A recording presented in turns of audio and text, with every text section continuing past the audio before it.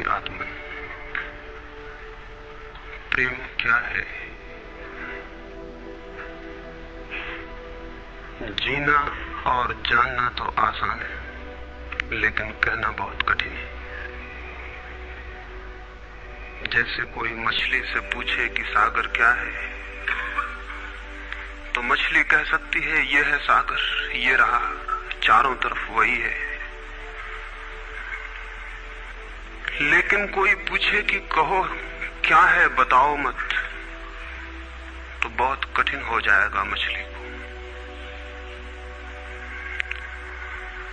आदमी के जीवन में भी जो श्रेष्ठ है, सुंदर है और सत्य है, उसे जिया जा सकता, जाना जा सकता, हुआ जा सकता, लेकिन कहना बहुत मुश्किल है। और दुर्घटना और दुर्भाग्य यह है कि जिसमें जिया जाना चाहिए, जिसमें हुआ जाना चाहिए, उसके संबंध में मनुष्य जाति 5-6 हजार वर्ष से केवल बातें कर रही है।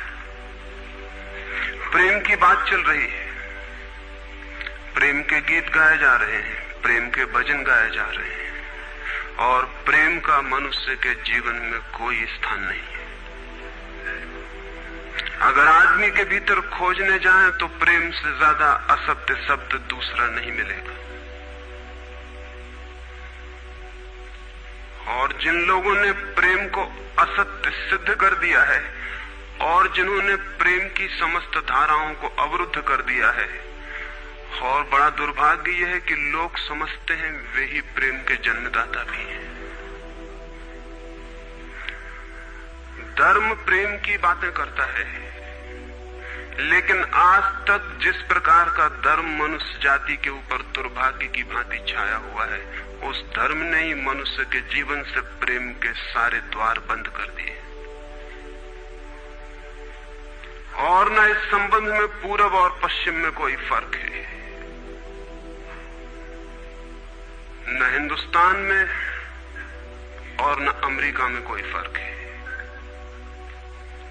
मनुष्य के जीवन में प्रेम की धारा प्रकट ही नहीं हो पाई, और नहीं हो पाई तो हम दोष देते हैं कि मनुष्य ही बुरा है, इसलिए नहीं प्रकट हो पाई। हम दोष देते हैं कि ये मन ही जहर है, इसलिए प्रकट नहीं हो पाई। मन जहर नहीं है, और जो लोग मन को जहर कहते रहे, उन्होंने ही प्रेम को जहरीला कर दिया, प्रेम को प्रकट नहीं होने दिया। मन जहर हो कैसे सकता है? इस जगत में कुछ भी जहर नहीं है। परमात्मा के सारे उपक्रम में कुछ भी विष नहीं है, सब अमृत है। लेकिन आदमी ने सारे अमृत को जहर कर लिया है, और इस जहर करने में शिक्षक, साधु संत और तथाकथित धार्मिक लोगों का सबसे ज्यादा हाथ है। इस बात को थोड़ा समझ लेना जरूरी है, क्योंकि अगर ये बात दिखाई न पड़े तो मनुष्य के जीवन में कभी भी प्रेम भविष्य में भी नहीं हो सकेगा। क्योंकि जिन कारणों से प्रेम नहीं पैदा हो सका है, उन्हीं कारणों को हम प्रेम प्रकट करने के आधार और कारण बना रहे हैं। हालतें ऐसी हैं कि गलत सिद्धांतों को अगर हजारों वर्ष तक दोहराया जाए तो फिर हम ये भूल ही जाते हैं कि सिद्धांत गलत हैं, और दिखाई पड़ने लगता है कि आदमी गलत है, क्योंकि उन सिद्धांतों को पूरा नहीं कर पा रहा है। मैंने सुना है एक सम्राट के महल के नीचे से एक पंखा बेचने वाला गुजरता था और जोर से चिल्ला रहा था कि अनूठे और अद्भुत पंखे मैंने निर्मित किए हैं। ऐसे पंखे कभी भी नहीं बनाए गए, ये पंखे कभी देखे भी नहीं गए हैं। सम्राट ने खिड़की से झांक के देखा कि कौन है जो अनूठे पंखे ले आया। सम्राट के पास सब तरह के पंखे थे, दुनिया के कोने कोने में जो मिल सकते थे। और नीचे देखा, गलियारे में खड़ा हुआ एक आदमी, साधारण 2-2 पैसे के पंखे होंगे, और चिल्ला रहा है कि अनूठे, अद्वितीय। उस आदमी को ऊपर बुलाया और पूछा कि इन पंखों में क्या खूबी है, दाम क्या है इन पंखों के। उस पंखे वाले ने कहा कि महाराज, दाम ज्यादा नहीं है, पंखे को देखते हुए दाम बहुत कम है, सिर्फ 100 रुपए का पंखा है। सम्राट ने कहा 100 रुपए? ये 2 पैसे का पंखा जो बाजार में जगह जगह मिलता है, 100 रुपए दाम, क्या है इसकी खूबी? उस आदमी ने कहा खूबी ये पंखा 100 वर्ष चलता है, 100 वर्ष के लिए गारंटी है, 100 वर्ष से कम में खराब नहीं होता है। सम्राट ने कहा इसको देख के तो ऐसा लगता है कि सप्ताह भी चल जाए, पूरा तो मुश्किल है। धोखा देने की कोशिश कर रहे हो, सरासर बेईमानी, और वो भी सम्राट के सामने।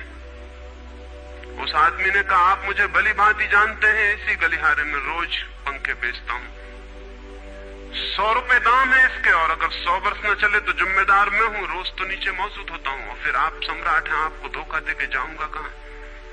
वो पंखा खरीद लिया गया। सम्राट को विश्वास तो न था, लेकिन आश्चर्य भी था कि यह आदमी सरासर झूठ बोल रहा है, किस बल पर बोल रहा है। पंखा 100 रुपए में खरीद लिया गया और उससे कहा कि 7वें दिन तुम उपस्थित हो जाना। 2-4 दिन में ही पंखे की डंडी बाहर निकल गई, 7वें दिन तो वो बिल्कुल मुर्दा हो गए। लेकिन सम्राट ने सोचा कि शायद पंखे वाला आएगा नहीं, लेकिन ठीक समय पर 7वें दिन वो पंखे वाला हाजिर हो गया। उसने कहा कहो महाराज। उन्होंने कहा कहना नहीं, ये पंखा पड़ा हुआ है, टूटा हुआ। ये 7 दिन में ये गति हो गई, तुम कहते 100 वर्ष चलेगा? पागल हो या धोखेबाज, क्या हो? उस आदमी ने कहा कि मालूम होता है आपको पंखा चलना नहीं आता है। पंखा तो 100 वर्ष चलता ही, पंखा तो गारंटीड है। आप पंखा जलते कैसे थे? सम्राट ने कहा और भी सुनो, अब मुझे ये भी सीखना पड़ेगा कि पंखा कैसे किया जाता है। उस आदमी ने कहा कृपा करके बताइए कि इस पंखे की गति 7 दिन में ऐसी कैसे बना दी आपने, किस भांति पंखा किया? सम्राट ने पंखा उठा के करके दिखाया कि इस भांति मैंने पंखा किया है। उस आदमी ने कहा समझ गया, भूल, इस तरह पंखा नहीं किया जाता। सम्राट ने कहा और क्या रास्ता है पंखा जलने का? उस आदमी ने कहा पंखा पकड़िए सामने और सिर को हिलाइए। पंखा 100 वर्ष चलेगा, आप समाप्त हो जाएंगे, लेकिन पंखा बचेगा। पंखा गलत नहीं है, आपके जलने का ढंग गलत है। यह आदमी पैदा हुआ है 5-6 हजार या 10,000 वर्ष की संस्कृति का, यह आदमी फल है। लेकिन संस्कृति गलत नहीं है, यह आदमी गलत है। आदमी मरता जा रहा है रोज, और संस्कृति की दुहाई चलती चली जाती है कि महान संस्कृति, महान धर्म, महान सब कुछ, और उसका ये फल है। आदमी उसी संस्कृति से गुजरा है और ये परिणाम है उसका। लेकिन नहीं, आदमी गलत है और आदमी को बदलना चाहिए अपने को। और कोई कहने की हिम्मत नहीं उठाता कि कहीं ऐसा तो नहीं है कि 10,000 वर्षों में जो संस्कृति और धर्म आदमी को प्रेम से नहीं भर पाए, वो संस्कृति और धर्म गलत हो। और अगर 10,000 वर्षों में आदमी प्रेम से नहीं भर पाया, तो आगे कोई संभावना है इसी धर्म और इसी संस्कृति के आधार पर कि आदमी कभी प्रेम से भर जाए? 10,000 वर्षों में जो नहीं हो पाया, वो आगे भी 10,000 वर्षों में होने वाला नहीं है, क्योंकि आदमी यही है, कल भी यही होगा। आदमी हमेशा से यही है और हमेशा यही होगा। और संस्कृति और धर्म जिनके हम नारे दिए चले जाते हैं, संतों और महात्माओं की जिनकी दुहाइयां दिए चले जाते हैं, सोचने के लिए हम तैयार नहीं कि कहीं हमारा बुनियादी चिंतन की दिशा ही तो गलत नहीं है। मैं कहना चाहता हूं कि वो गलत है, और गलत सबूत है ये आदमी। और क्या सबूत होता है? एक बीज को हम बोएं और फल जहरीले और कड़वे हों, तो क्या सब सिद्ध होता है? सिद्ध होता है कि वो बीज जहरीला और कड़वा रहा होगा।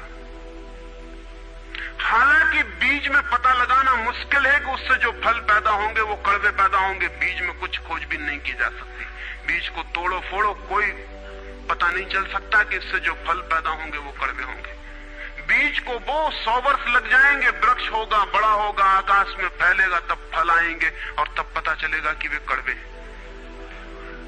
10,000 वर्ष में संस्कृति और धर्म के जो बीज बोए गए हैं, ये आदमी उसका फल है और ये कड़वा है और घृणा से भरा हुआ है।